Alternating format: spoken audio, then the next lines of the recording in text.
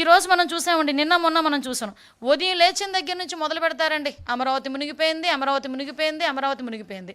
అరే అమరావతి మునిగిపోయింది మునిగిపోయింది అని మాట్లాడితే నేను ఒకటే క్వశ్చన్ చేస్తున్నా, అమరావతి మునిగిపోతే ఈరోజు స్పీడ్ యాక్సెస్ రోడ్లు ఎక్కడైనా మీకు ఎవరికైనా అవాంతరాలు ఏమైనా వచ్చినాయా? ఈరోజు మీరందరూ కూడా బళ్ళు మీదో కార్ల మీదో ఏదో రకంగా ఇక్కడికి వచ్చుంటారు కదా. ఎక్కడైనా రహదారులు ఏమైనా అడ్డుకున్నాయా? ఎక్కడైనా రోడ్లు కొట్టుకుపోయినాయా? మీరు చెప్పండి. లేదు. ఈరోజు నేను సెక్రటేరియట్లో కూర్చుని మాట్లాడుతున్నా, సెక్రటేరియట్ మునిగిపోయిందా? అసెంబ్లీ ఏమైనా మునిగిపోయిందా? ఈరోజు మామూలుగా మాట్లాడుకుందాం.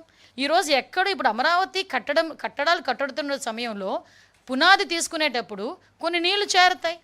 ఇప్పుడు వర్షాకాలం వర్షం పడక ఏం పడుతుందండి? వర్షం పడితే నీళ్ళు రాక ఏమొస్తాయండి? నీళ్ళు వచ్చినప్పుడు పునాదులు తీసినప్పుడు నీళ్ళు ఉంటగా నీళ్ళు ఆ పునాదుల్లోని కానీ ఆ చిన్న చిన్న గోతుల్లో కానీ నీళ్ళు రాకపోతే ఏమొస్తాయండి? 10 నుంచి 20 సెంటీమీటర్లు వర్షం పడేటప్పుడు నీళ్లు స్టాగ్నెంట్ అవ్వవా ఒక దగ్గర? దాన్ని బూచీగా చూపించి ఏకంగా ఈ క్వాంటమ్ వ్యాలీ దగ్గర ఇంత నీరు వచ్చేసింది అంత నీరు వచ్చేసిందని వైసీపీ మీడియాల్లోని వైసీపీ సోషల్ మీడియాస్లోని కొంతమంది చేత అబద్ధపు ప్రచారాలు. ఇతగాడెవడో సిద్ధార్థి సుభాష్ చంద్రబోస్ అంట, ఒకే ఒక వర్షం అమరావతి జలమయం.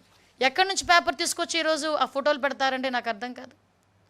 ఈరోజు ఇలాంటివి సోషల్ మీడియాలో వేసి దీని గురించి అమరావతి కోసం 3 రిజర్వాయర్లు ఎందుకు, అమరావతిని ఒక రిజర్వాయర్గా కడితే పోలే, ఈ మూడు పంటల పండనేలా రిజర్వాయర్లు నీళ్లు పుష్కలంగా ఉండాయి కదా. అంటే ఇలాంటి ఒక రకమైన నెగిటివ్ యాంగిల్లో ప్రొజెక్ట్ చేయటం ఇది ఒక్కటే కాదండి. ఇలాగా ఒక మూకుమ్ముడిగా అమరావతి మీద దాడి చేశారు.